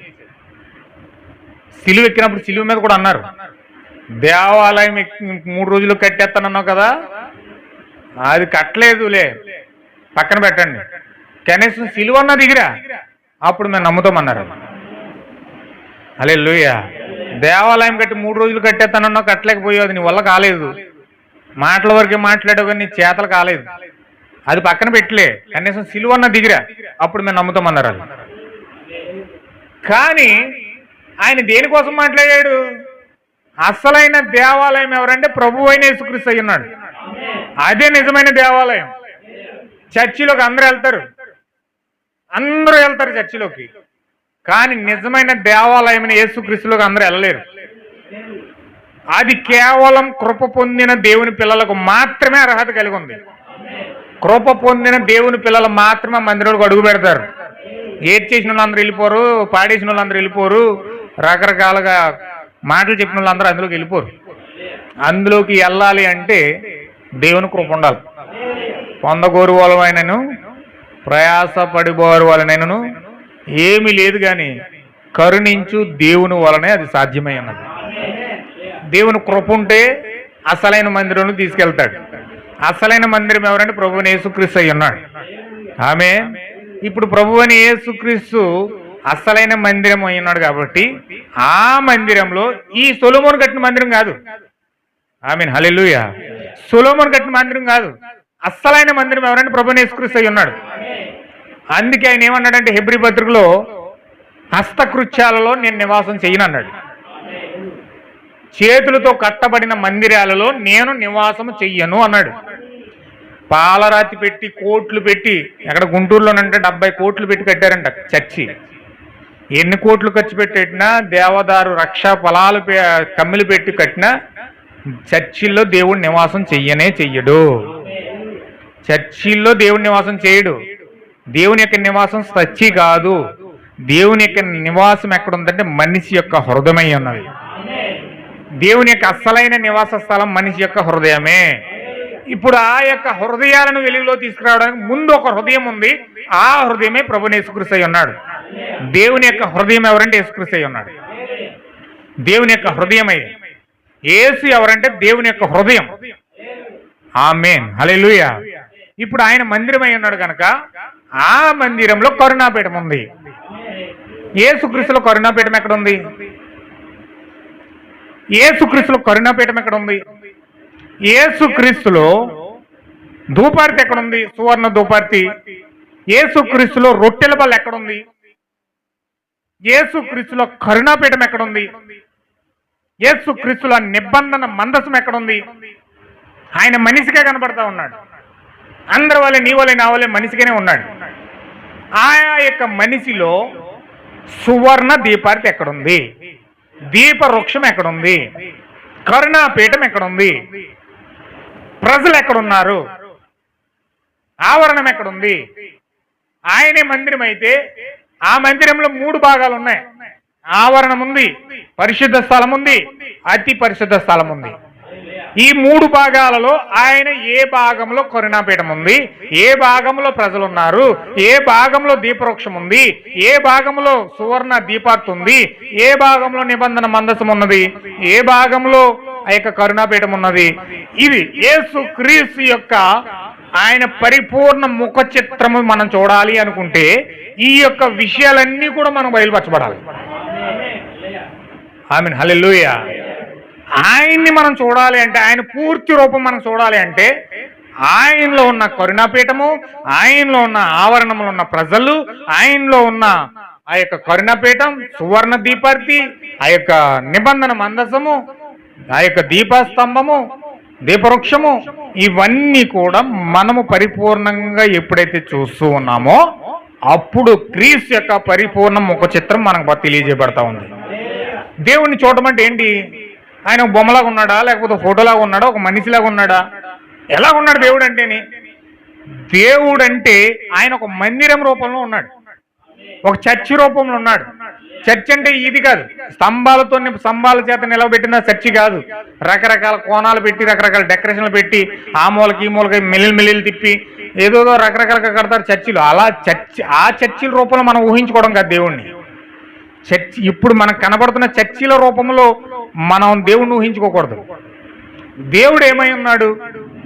ఆయన వాక్యమై ఉన్నాడు. ఆ వాక్యం ఎలా ఉన్నది? మందసం రూపంలో ఉంది, సువర్ణ దీపార్తి రూపంలో ఉంది, కరుణాపీఠం రూపంలో ఉంది. హల్లెలూయా. ఆ యొక్క దీపవృక్షం రూపంలో ఉంది, నిబంధన మందసం రూపంలో ఉంది. ఇప్పుడు ఇవన్నీ మనము హృదయపూర్వకంగా ఎప్పుడైతే అవన్నీ కూడా బయలుపరచబడతాయో, అవన్నీ మనకు తెలియజేయబడతాయో, అప్పుడు మనము క్రీస్తు యొక్క ముఖ చిత్రాన్ని మనం చూడగలుగుతాం.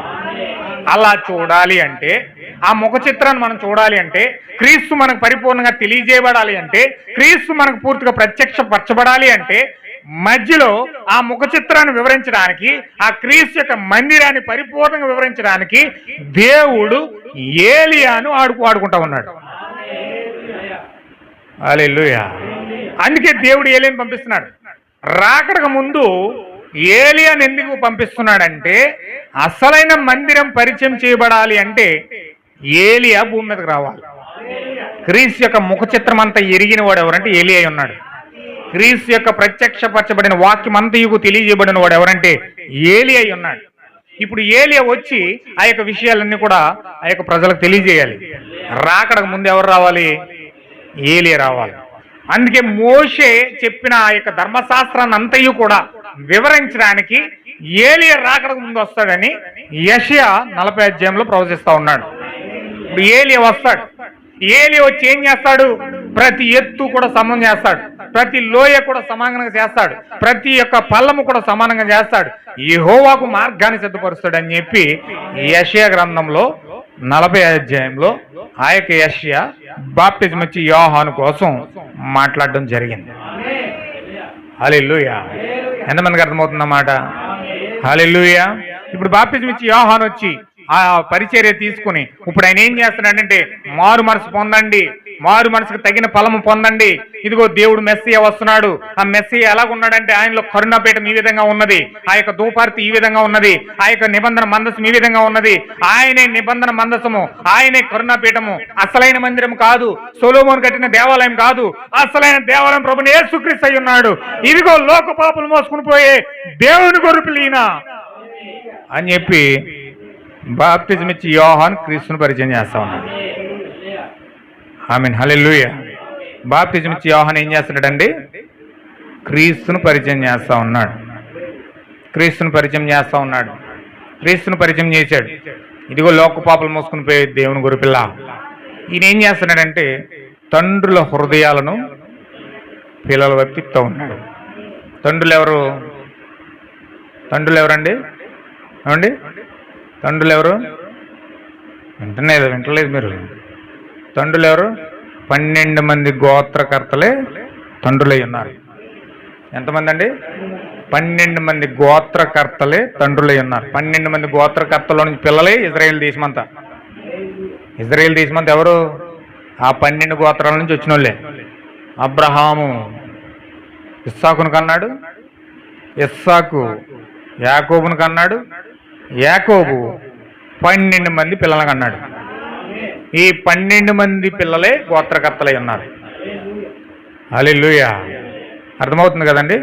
ఈ 12 మంది గోత్రకర్తలు అన్నమాట. అబ్రహాము ద్వారా ఇస్సాకు వచ్చాడు, ఇస్సాకు ద్వారా యాకోబు వచ్చాడు, యాకోబు ద్వారా 12 మంది వచ్చారు. ఈ 12 మంది ఇజ్రాయేల్ దేశం అయింది. ఇజ్రాయేల్ దేశం అని ఎందుకు అయిందంటే మీకు తెలుసు, యాకోబు మోసగాడు.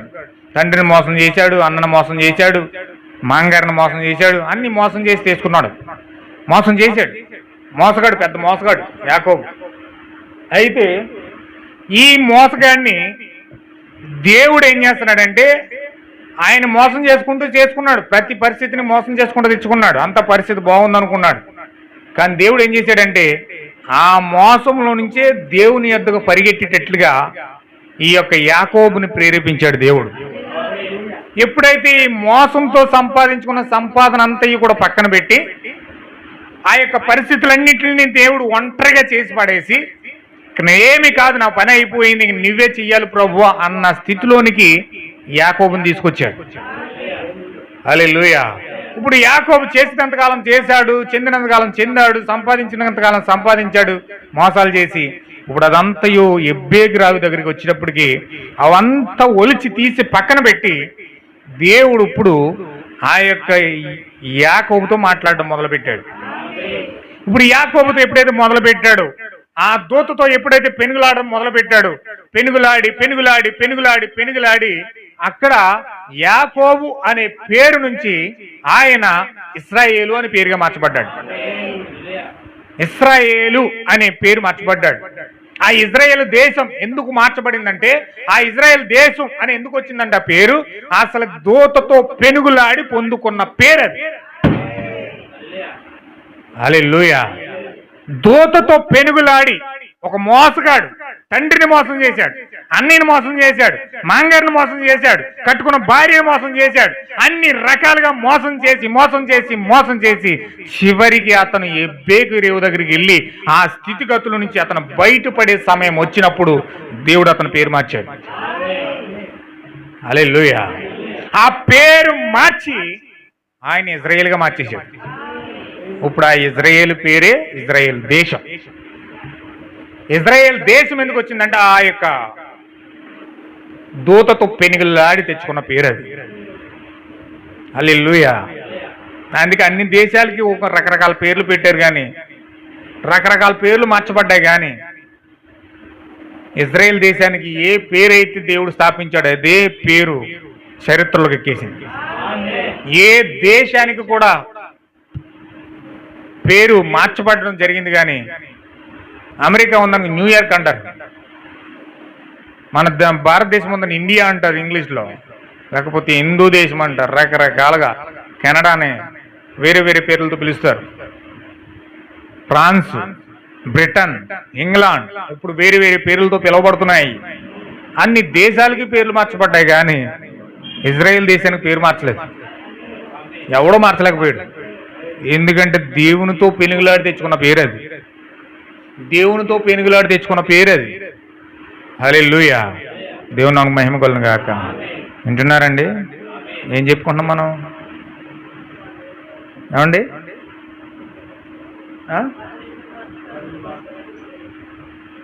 బాగానే వింటున్నారు అయితే. ఈ 12 గోత్రకర్తల ద్వారా ఇప్పుడు ఆ దేశం వెలువడింది. కాబట్టి ఈ 12 గోత్రాలే దేవుని పిల్లలై ఉన్నారు, ఇజ్రాయేల్ దేశమై ఉన్నది. ఇప్పుడు ఇజ్రాయేల్ దేశాన్ని అంతటికీ దేవుడు ఏం చేశాడు? మోషే ద్వారా ధర్మశాస్త్రాన్ని ఇచ్చాడు. వాళ్ళు ఆ 12 మంది గోత్రకర్తలు అందరూ కూడా దేన్ని పాటిస్తున్నారు? ధర్మశాస్త్రాన్ని పాటిస్తున్నారు, పాత నిబంధన పాటిస్తున్నారు. ధర్మశాస్త్రం అంటే అర్థం ఏంటంటే ఆది కాండము నిర్గమకాండము, లేవియకాండము, సంఖ్యాకాండము, ద్వితీయోపదేశకాండము. ఈ 5 కాండాలని కలిపి మనము ధర్మశాస్త్రం అంటున్నాం. ధర్మశాస్త్రం అంటే ఏంటండి? 5 ఖండాలను కలిపి ధర్మశాస్త్రం అంటారు. చక్కగా చిన్నపిల్లలగా అరటిపండు తొక్కొల్చి నోట్లో పెట్టి పెడుతున్నానండి. మరి మీ ఎంతవరకు వింటున్నారో అర్థమవుతుందో లేదో నాకు తెలియట్లేదు. విన్నది మర్చిపోతున్నారు లేదో నాకు తెలియట్లేదు. హల్లెలూయా. పాత నిబంధనలో ధర్మశాస్త్రం అంటే అర్థం ఏంటంటే 5 ఖండాలను కలిపి ధర్మశాస్త్రం అంటారు.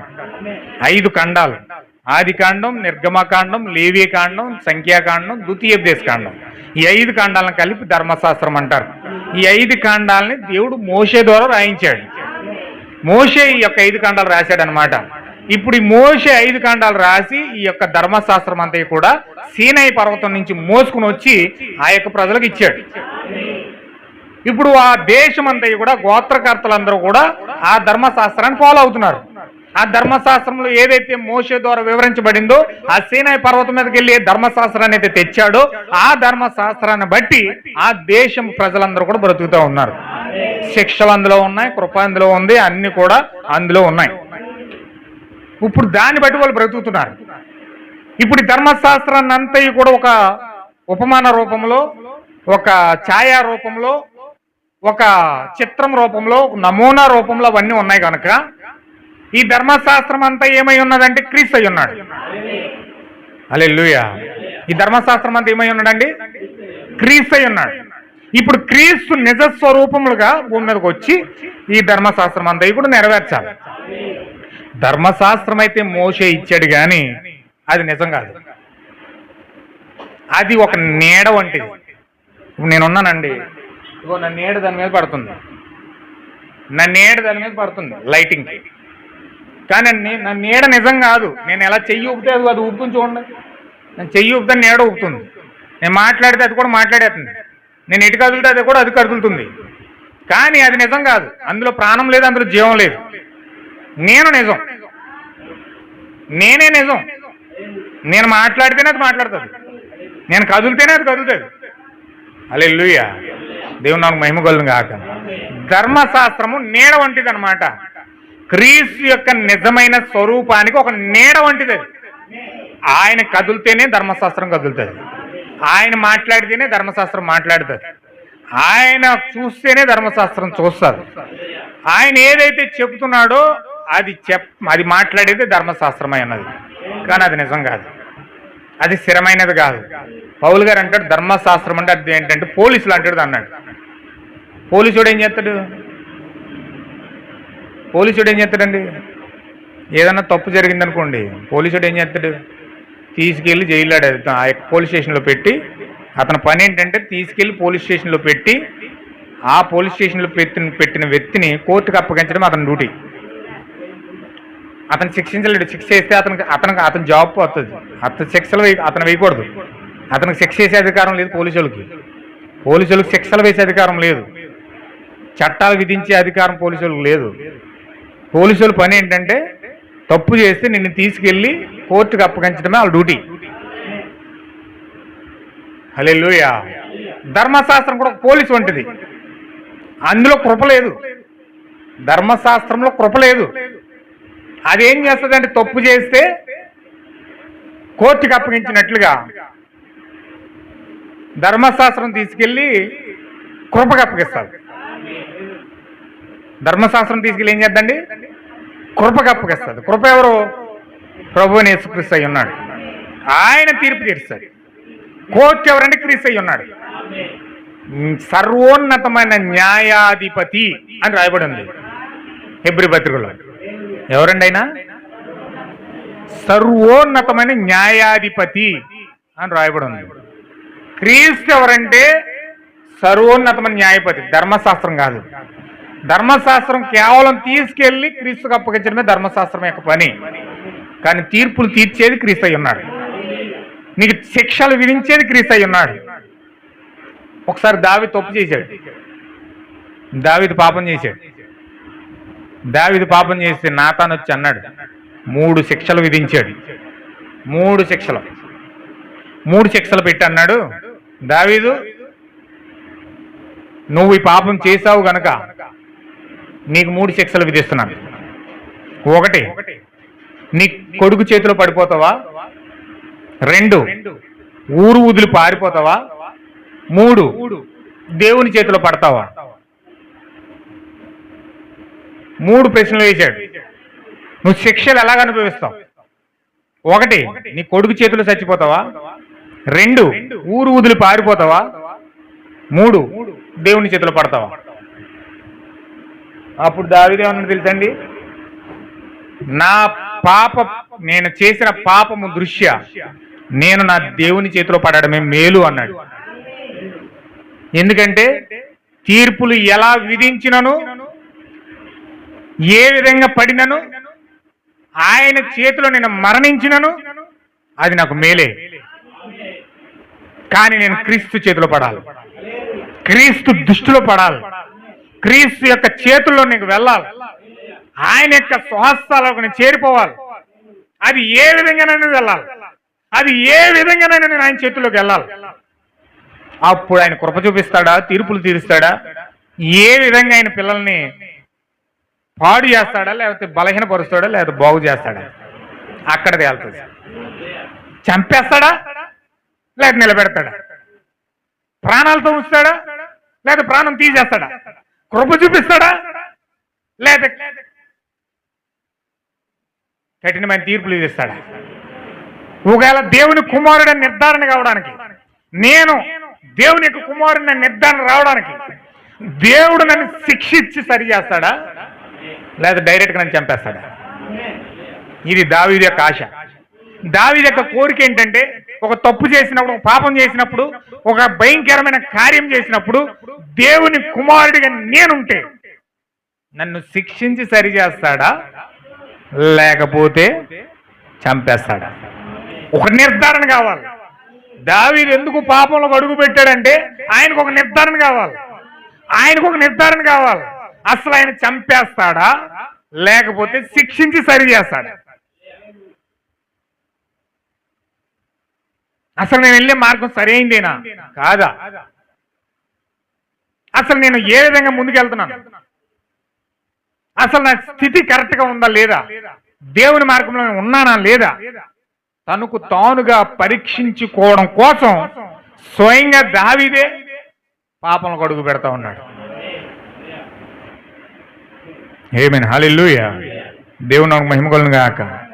దేవుని కుమారులు, నేను చాలాసార్లు చెప్పాను, ఎక్కువ పాపంలో పడిపోతారని. ఎందుకు చెప్పానంటే ఖచ్చితంగా వాళ్ళు ప్రతి దాని ద్వారా ఒక రుజువాలు పొందుకుంటారు, ఖచ్చితంగా పొందుకుంటారు. హల్లెలూయా. దేవుని నాకు మహిమ కలుగును గాక. ఎంతమందికి అర్థమవుతుందండి. ఆమేన్, హల్లెలూయా. అందుకే దేవుని పిల్లలకి ఎక్కువ పరీక్షలు వస్తాయి. పరీక్షలు ఎందుకు వస్తాయంటే పరీక్ష మీద పరీక్ష, పరీక్ష మీద పరీక్ష, పరీక్ష మీద పరీక్ష, ముళ్ళు మీద ముళ్ళు, దెబ్బ మీద దెబ్బ. హల్లెలూయా. అన్ని రకాలుగా ఇరుక్కుపోతారు. ఎందుకంటే ఖచ్చితంగా వాళ్ళు ఆ పరీక్షల్లో నుంచే అనుభవ రీతిగా ఇప్పుడు ఆయన అడుగు పెట్టాలి. దేవుడే అడుగు పెడుతున్నాడు. ఆయనే మరణించాలని చెప్పి శాసనం రాసేసి, సర్లే నా పిల్లడే కదా చచ్చిపోతున్నాడని చెప్పేసి వదిలేసేలే.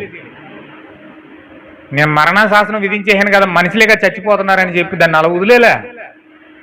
ఆయనే వచ్చి చచ్చిపోతేనే కానీ ఆ మరణ శాసనం చెల్లదన్నాడు. అందుకే ఆయన రాసుకున్నాడు కనుక ఆయనే వచ్చి శిలువలో చచ్చిపోయాడు. అప్పుడు వరకు కూడా మరణ శాసనం చెల్లలేదు. అప్పుడు వరకు ఆ యొక్క మరణ శాసనం ఆజ్ఞ లెక్కలోకి రాలేదు. దేవుని మహిమ కలుగును గాక. వింటున్నారండి. ఖచ్చితంగా దేవుని కుమారుని పరీక్షిస్తాడు. ఆ పరీక్షల్లో విజయం సాధించాలంటే ఖచ్చితంగా శిక్షలు పొందుకోవాలి. అందుకే దేవుని పిల్లల్ని ఆ విధంగా పరీక్షించి కోరుతా ఉన్నాడు. దేవుని నాకు మహిమ కలుగును గాక. వింటున్నారండి. అర్థమవుతుందా. ముళ్ళ మీద నడిచినట్టు ఉంటుంది. అందుకే బత్తి అనేది పూలబాట కాదు, పూల పానుపు కాదు, బత్తి అనేది ముళ్ళబాట అన్నాడు ప్రవక్త. ఏంటండి అది? ముళ్ళు మీద నడిచినట్టు ఉంటుంది నిజమైన బత్తి చేస్తే. లేకపోతే దొంగ బత్తి చేస్తే పూల పాంటు మీద దొల్లినట్టు ఉంటుంది, చక్కగా అదిరిపోద్ది. కానీ అలాంటి బత్తి నేను కోరుకోవట్లేదు. దేవుని మహిమ కలుగును గాక. వింటున్నారండి? ఇప్పుడు ఆ పరిపూర్ణమైన క్రీస్తు యొక్క దైవత్వాన్ని చూపించడానికి భూమి మీదకి ఎవరు రావాలండి? ఎవరు రావాలి? ఏలియా రావాలి. ఏలియా వస్తేనే పరిపూర్ణ దైవత్వాన్ని చూపించగలుగుతాడు. ఏలియా రాకుండా క్రీస్తు యొక్క పరిపూర్ణ దైవత్వం అనేది, ఆ ధర్మశాస్త్రం అనేది పరిపూర్ణంగా ప్రజలకు బయలుపరచబడాలి అంటే ఇక్కడ ఖచ్చితంగా ఏలియా రావాలి. ఏలియా వస్తేనే దైవత్వం బయలుపరచబడుతుంది. ఏలియా వస్తేనే ఆ యొక్క మందసం బయలుపరచబడుతుంది. ఏలియా వస్తేనే ఆ యొక్క కరుణ పీఠము బయలుపరచబడుతుంది. ఏలియా వస్తేనే ఆ నిబంధన మందసం బయలుపరచబడుతుంది. ఏలియా వస్తేనే ధర్మశాస్త్రంలో ఉన్న ప్రతి కార్యము కూడా పూర్తిగా ప్రజలకు వివరించబడుతూ ఉంది. అందుకే ఖచ్చితంగా రాకడకు ముందు దేవుడు ఎవరిని పంపిస్తున్నాడండి? ఏలియాని పంపిస్తున్నాడు. ఏలియాకు రావాలని ఎవరు చెప్పారంటే యెషయా చెప్పాడు.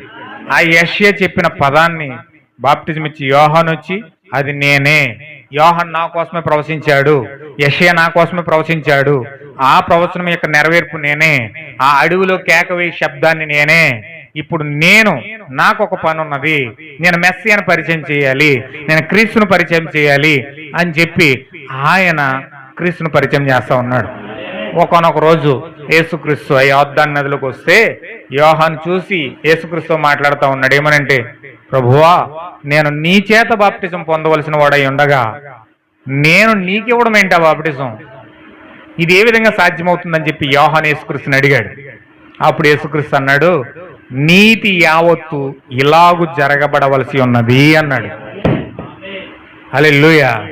నీతిని నెరవేర్చాలి అంటే, దైవత్వాన్ని వెలుగులో తీసుకురావాలంటే, ధర్మశాస్త్రాన్ని పరిపూర్ణంగా నెరవేర్చాలి అంటే ఖచ్చితంగా నేను నీ చేత బాప్టిజం పొందవలసిన వాడై ఉన్నాను అని ఎప్పుడైతే యేసుక్రీస్తు మాట్లాడాడో వెంటనే బాప్టిజం ఇచ్చి యోహాను యేసుక్రీస్తుకు బాప్టిజం ఇచ్చాడు. బాప్టిజం ఇచ్చిన మరుక్షణమే వీళ్ళిద్దరిని రుజువు చేయడానికి పావురం రూపంలో దేవుని యొక్క ఆత్మ యేసుక్రీస్తులోకి వచ్చేసింది. హల్లెలూయా. యేసుక్రీస్తులకు ఎప్పుడైతే వచ్చిందో దేవుడు మాట్లాడుతూ ఉన్నాడు, ఈయన నా ప్రియ కుమారుడు, ఈయన యందు నేను నివసించడానికి ఆనందిస్తున్నానని చెప్పి అక్కడ యేసుక్రీస్తు మాట్లాడాడు. దేవుని మహిమ కలుగును గాక. చూసారా, ఆయన ఏమంటున్నాడంటే నీతి యావత్తు ఇలాగూ జరగబడవలసి ఉన్నది. ఏంటని నీతి? ధర్మశాస్త్రం అంతయు కూడా పరిపూర్ణంగా తెలియజేయబడాలి. ఏలియా యేసుక్రీస్తుకు బాప్తిజం ఇస్తా ఉన్నాడు. ఏలియా మెస్సియాను అభిషేకిస్తా ఉన్నాడు. ఏలియా మెస్సియాకు పట్టాభిషేకం చేస్తా ఉన్నాడు. ఎప్పుడైతే ఏలియా ఆ యొక్క అభిషేకం ఇస్తా ఉన్నాడో, బాప్తిజం ఇస్తా ఉన్నాడో, ఆ గుర్తింపు ఇస్తా ఉన్నాడో, ఆ యొక్క కుమారుడిగా గుర్తింపిస్తా ఉన్నాడో, ఆ యొక్క స్పెషల్ మ్యాన్. అందుకే యేసుక్రీస్తు యోహాను కోసం బాప్తిజం ఆ యొక్క స్పెషల్ రిపోర్ట్ ఇస్తున్నాడు. ఏమనంటే తెలుసా, ప్రవక్తలందరిలో శ్రేష్టమైన వ్యక్తి యోహాను అన్నాడు. స్త్రీలందరిలో ధన్యుడైన వ్యక్తి. ప్రజలందరూ ఈయన బట్టి సంతోషిస్తారని గాబ్రియల్తో చెప్పింది. దేవుడు కూడా ఆయన మాట్లాడుతూ ఉన్నాడు, మనుషులందరిలో గొప్పవాడు, ప్రవక్తలందరిలో గొప్పవాడు అని యేసుక్రీస్తు మాట్లాడాడు. ఎందుకో తెలుసండి, భూమి మీద యేసుక్రీస్తుకి పట్టాభిషేకం చేసి రాజుగా ప్రజలకు అందజేస్తా ఉన్నవాడు ఎవరంటే ఏలియా ఉన్నాడు. ఏలియా యేసుక్రీస్తుకు బాప్తిజం ఇస్తా ఉన్నాడు. ఏలియా యేసుక్రీస్తుని అభిషేకిస్తా ఉన్నాడు. ఏలియా ఆ యొక్క యేసుక్రీస్తుని ఆ యొక్క ప్రజలకు లోక పాపములు మోసుకుని పోయి దేవుని గొర్రెపిల్ల అని పరిచయం చేస్తా ఉన్నాడు. ధర్మశాస్త్రం అంతయు నెరవేర్చపోయే గొర్రెపిల్ల, నిబంధన బలి పశువుగా బలైపోయే దానియేలు ఆ యొక్క నిబంధన బలి చెప్పిన బలి పశువు ఎవరంటే యేసుక్రీస్తు. మోషే చెప్పిన ఆ యొక్క నిజమైన ప్రవక్త ఎవరంటే యేసుక్రీస్తు. యెషయా చెప్పిన నిజమైన కుమారుడు ఎవరంటే యేసుక్రీస్తు. ఈయన ఆశ్చర్యకరుడు, ఈయన ఆలోచనకర్త, ఈయన బలవంతుడైన దేవుడు, నిత్యుడగు తండ్రి, సమాధానకర్త, బలవంతుడైన దేవుడు. హల్లెలూయా. చూసారా ఎన్ని రకాలుగా యోహాను యేసుక్రీస్తుని పరిచయం చేస్తున్నాడు. నిత్యుడకు తండ్రిగా పరిచయం చేస్తున్నాడు, ఆశ్చర్యకరుడిగా పరిచయం చేస్తున్నాడు, కుమారుడిగా పరిచయం చేస్తున్నాడు, రాజుగా పరిచయం చేస్తున్నాడు. హల్లెలూయా. అన్ని రకాలుగా యేసుక్రీస్తుని పరిచయం చేస్తున్నాడు. ఎవరు? ఏలియా. చూపిస్తున్నాడు. అదిగో రొట్టె ఆయనే, రొట్టెల బల్ల ఆయనే, దీపవృక్షం ఆయనే, కరుణాపీఠం ఆయనే, షికేన మహిమ ఆయనే, ఆ గ్లోరీ ఆయనే, ఇక సువర్ణ దీపత్తి ఆయనే, నిబంధన మందసం ఆయనే.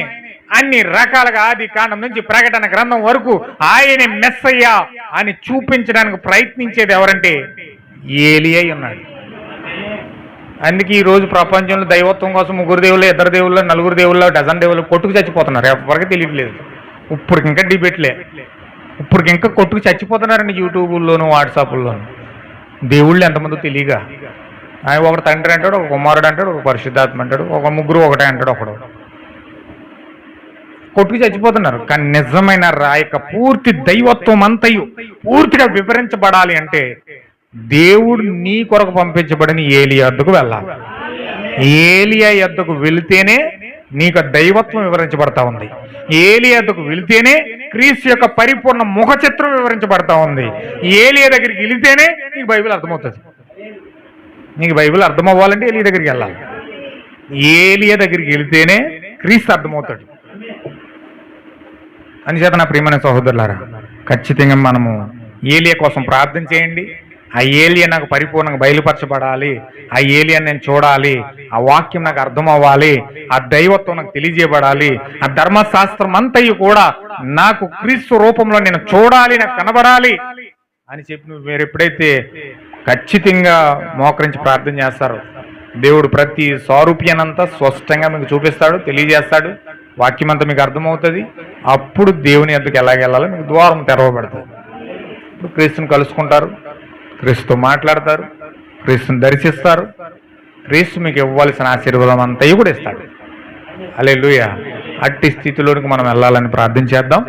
దేవుడు మిమ్మల్ని అందరినీ కూడా దీవించును గాక. ఎంతమందికి అర్థమైందండి? ఏలియా వర్తమానం అర్థమవుతుందా మీకు? మనం వినేది మామూలు వర్తమానం కాదండి, ఏలియా వర్తమానం. ఏలియా వర్తమానం వింటున్నాం. ఆ ఏలియా వర్తమానాన్ని బట్టి ఈరోజు వాక్యం మనకు తెలియజేయబడతా ఉంది. మర్మలన్నీ తెలియజేయబడతా ఉన్నాయి, ప్రత్యక్షపరచబడతా ఉంది. ఆ దైవత్వం అంతా తెలియజేయబడతా ఉంది. ఆ పరిపూర్ణమైన ముఖ చిత్రం మనం చూడగలుగుతున్నాం. పూర్తిగా మనకు అర్థమవుతుంది కనుక దేవుని యొక్క జీవితాన్ని, ఆ ముఖ చిత్రాన్ని, ఆయనలో ఉన్న పాత్రలని, ఆవరణము, పరిశుద్ధ స్థలం, అతి పరిశుద్ధ స్థలం, ఆయనలో ఉన్న 3 భాగాలు మనం కనుగొన్నట్లయితే అప్పుడు ఆవరణలో నుంచి, పరిశుద్ధ స్థలంలో నుంచి అతి పరిశుద్ధ స్థలంలోకి వెళ్ళి ఆ షెకెన మహిమ గ్లోరీ మనం పొందుకొని క్రీస్తుని కలుసుకోవడానికి దేవుడు ఒక అవకాశం ఈరోజు మనకి ఇస్తూ ఉన్నాడు.